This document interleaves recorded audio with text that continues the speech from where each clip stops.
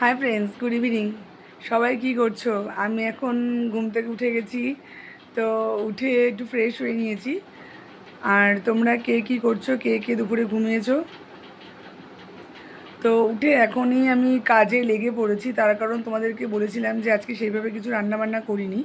তো এখন আমি করব মিক্সড ফ্রাইড রাইস আর হচ্ছে মাটন কষা। এখনই না, একটু পরে আর কি। তো সব কিছু জোগাড় করে নিচ্ছি কেটে। তো চলো রান্নাঘরে চলে এসেছি। এখানে প্রায় 800 গ্রাম দেরাদুন রাইস চাল নিয়ে নিয়েছি। এটাকে ভালো করে ধুয়ে ভিজিয়ে রাখতে হবে। এখানে সমস্ত সবজিগুলো কেটে নিয়েছি, ক্যাপসিকাম, বিনস, গাজর। এখানে পেঁয়াজটা কেটে নিয়েছি, মাংসতেও লাগবে আর ফ্রাইড রাইসেও লাগবে। এখানে আদা রসুন নিয়েছি। এখানে প্রায় 1.5 কেজি মতন মাটন আছে আর প্রায় 300 মতন চিকেন আছে। ফ্রিজে ছিল তো একটু জমে গেছে। তো এইগুলোকে আমি এখন সমস্ত মাটনটাকে আগে ম্যারিনেট করে নেবো, ধুয়ে ধুয়ে রেখেছি তাও। আর চালটাকে ভিজিয়ে রাখবো। আর কীভাবে করব যদি সম্ভব হয় তোমাদেরকে শেয়ার করব। ম্যারিনেট করে নেবো। মাংসটাকে ম্যারিনেট করার জন্য এখানে আমি পর্যাপ্ত পরিমাণে সর্ষের তেল দিয়ে দেবো। যেহেতু আমি মাটন কষা করবো তাই আমি আলু দেবো না। এখানে আমি দেবো 150 গ্রাম দই, দেবো হচ্ছে আন্দাজ মতন নুন, দেবো হচ্ছে ধনে জিরে গুঁড়ো, কাশ্মীরি লঙ্কার গুঁড়ো, হলুদ গুঁড়ো। তো এটাকে আমি ভালো করে মিক্সড করে ফ্রিজে আমি রেখে দেবো 1 ঘন্টার জন্য। তো চলো আসছি। মাটন তো ম্যারিনেট করা হয়ে গেছে। এবার আমি চিকেনটা যে ফ্রাইড রাইসে দেবো সেটাকে ম্যারিনেট করার জন্য এখানে নিয়ে নেবো ভিনিগার, নিয়ে নেব গোলমরিচের গুঁড়ো, দেবো হচ্ছে আদা রসুন পেস্ট। তো ওটা আমার এখনও করা হয়নি, করে নিতে হবে। আর দেবো হচ্ছে নুন, দিয়ে এটাকে আমি ম্যারিনেট করে রাখবো। রেডি হয়ে নিয়েছি। তো একটু বাইরে যেতে হয়েছিল, একটু দরকার ছিল বলে একটু রেডি হয়ে নিয়েছিলাম। তো মানে তোমাদের তো বললাম যে বাড়িতে গেস্ট আসবে। গেস্ট মানে হচ্ছে আমার বোন আর বোনের হাজব্যান্ড। তো ওই আর কি। তো যদি এর পরের মুহূর্তগুলো পসিবল হয় আমি নিশ্চয়ই তোমাদের সঙ্গে শেয়ার করব। হয় কি, আমি করার চেষ্টাতেই আছি। তো চলো আসছি। হাতে নিই জলটা, এখানে ফুটতে দিয়ে দিয়েছি ফ্রাইড রাইসের জন্য। হাতে নিয়ে নিয়েছি গোটা গরম মশলা, এলাচ, দারচিনি, লবঙ্গ। এটা আমাদের দিয়ে দেবো। চালটা আমি ভালো করে ধুয়ে রেখেছি অনেকবার। ধুয়ে রাখার পর চালটাকে আমি এবার এর মধ্যে দিয়ে দেবো।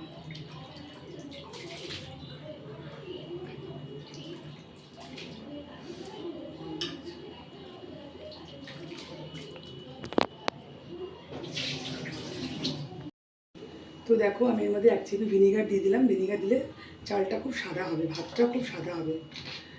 আর আমি দেবো এর মধ্যে সর্ষের তেল। তোমরা চাইলে রিফাইন তেলও অ্যাড করতে পারো, তাহলে ভাতটা লেগে যাবে না। তো চলো হোক, তোমরা দেখতে থাকো। পরিমাণ মতো রিফাইন তেল অ্যাড করে দিয়েছি। এইবার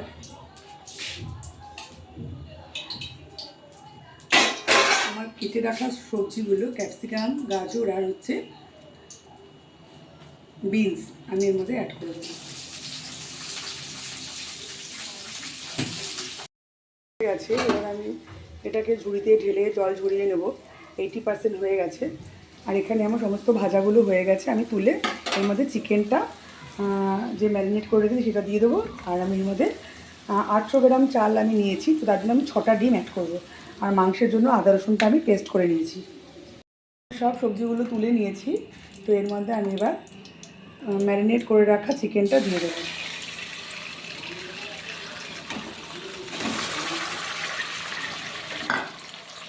তো এর মধ্যে আমি একটু হলুদ অ্যাড করে দেবো। আমি বেশি ভাজবো না, নরম করেই ভাজবো, নাহলে ছিবো ছিবো লাগবে খেতে। তো সেই জন্য আমি বেশি ভাজবো না, আমি নরম করেই ভাজবো। আমি 6টা ডিম নিয়ে নিয়েছি। ডিমগুলোকে ফাটিয়ে আমি ভেজে নেবো। এটাও প্রায় আমার হয়ে এসছে। তো আমি একটা পাত্রে তুলে নেব। মাংসগুলোকে ভেজে তুলে নিয়েছি। আর এই তেলটার মধ্যে আমি একটু ফাটিয়ে রাখা 6টা ডিম দিয়ে দেবো।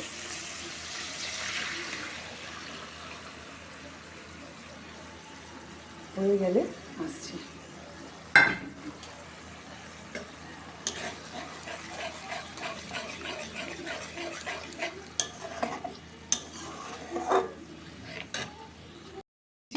তো ডিমটাকেও আমি এখন থালার মধ্যে তুলে নেব।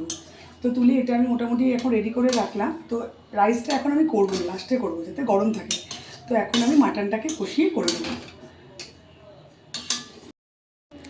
মাংস ম্যারিনেট করার সময় যতটা তেল প্রয়োজন আমি দিয়েছি, তো তারপরে কড়াইতে আমি আবার তেল দিয়েছি, দিয়ে আমি পেঁয়াজটাকে অ্যাড করে দিলাম।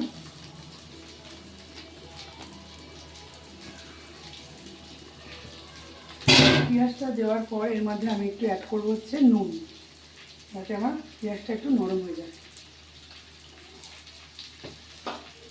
অল্প সামান্য নাড়াচাড়া করে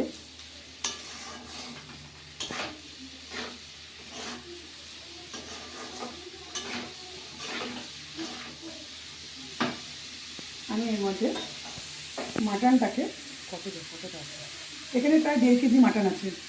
প্রায় 1.5 কেজি মাটনের জন্য আমি প্রায় 600 থেকে 650 মতন পেঁয়াজ নিয়েছি। আর এই 1.5 কেজি মাটনটাকে আমি ম্যারিনেট করে রেখেছি, দই সব কিছু দিয়ে, সর্ষের তেল, জিরে ধনে গুঁড়ো আমি এখানে অ্যাড করে দিলাম। আর আমি একটা জিনিস স্কিপ করে গেছি, সেটা হলো আমার আদা রসুন পেস্ট। তো এই আদা রসুন পেস্টটাকে আমি এখন অ্যাড করে দেবো। সব কিছু দিয়ে এটাকে কষতে দিয়েছি, তো বলে আসছি। আর এরপর ডিশে কষতে কষতে এটাকে আমি প্রেশারে ট্রান্সফার করবো। এর মধ্যে লঙ্কা দিয়েছি, গোলমরিচের গুঁড়ো দিয়েছি, তো ওটা স্কিপ করে গেছে। গরম মশলাও দিয়েছি, গোটা গরম মশলা, তো সেটা আমি দেখাতে পারিনি, স্কিপ করে গেছে। কুকারে আমি ট্রান্সফার করেছি, এবং তোমাদের সঙ্গে আমি শেয়ার করিনি কারণ খুব অসুবিধে হয়। তো প্রেশার, যেহেতু আমি মাটন কষা করবো তাই গ্রেভি, তো প্রেশার থেকে আমি আবার কড়াইতে ট্রান্সফার করে দিয়েছি। তো এটা হচ্ছে মাংসের ফাইনাল লুক, মাটন কষা। আর রাইসটার ফাইনাল লুক নিয়ে আমি আসছি। তোমরা বলবে কেমন হয়েছে, আর তোমরা কে কীভাবে করো আমার সাথে শেয়ার করবে।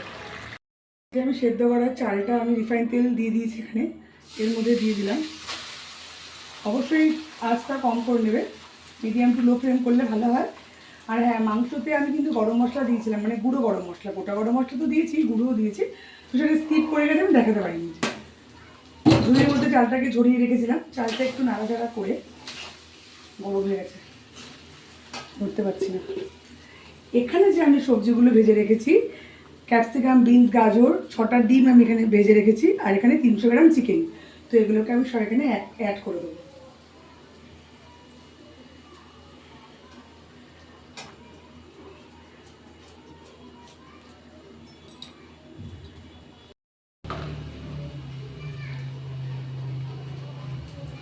যা ছিল পুরোটা দিয়ে দিলাম।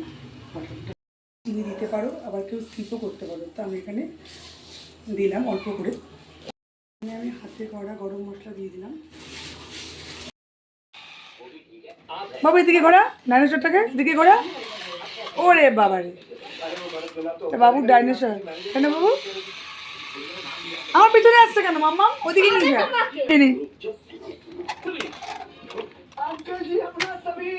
ও যেমন বললো আমাকে, আগুন দিয়ে দেবে, তোমার গায়ে আগুন দিয়ে দেবে, ধরতে পারবে না, ধারে ছোট একটা তো ফোন ফটো বসে আগুন দিয়ে দিল তোমার গায়ে। আর মজা বোঝো, আগুন কেন? তো রান্নাবান্না কমপ্লিট করে ঘরে এসে বসেছি, ভীষণই গরম।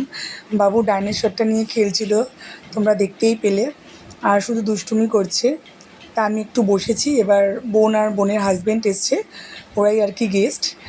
ওদের নিউলি ম্যারিড, জাস্ট 5 মান্থ হয়েছে। আগে এসেছে, কিন্তু ডিনারটা আজকে করালাম। এমনি এসে চলে গেছে, বেশিক্ষণ থাকেনি। তো ওদের ডিনারটা হচ্ছে, তোমরা দেখো। আর মোটামুটি যা পেরেছি রান্না করেছি।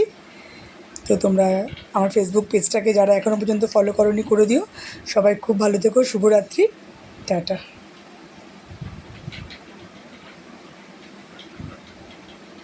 আর বলো আমার রান্নাটা কেমন হয়েছে।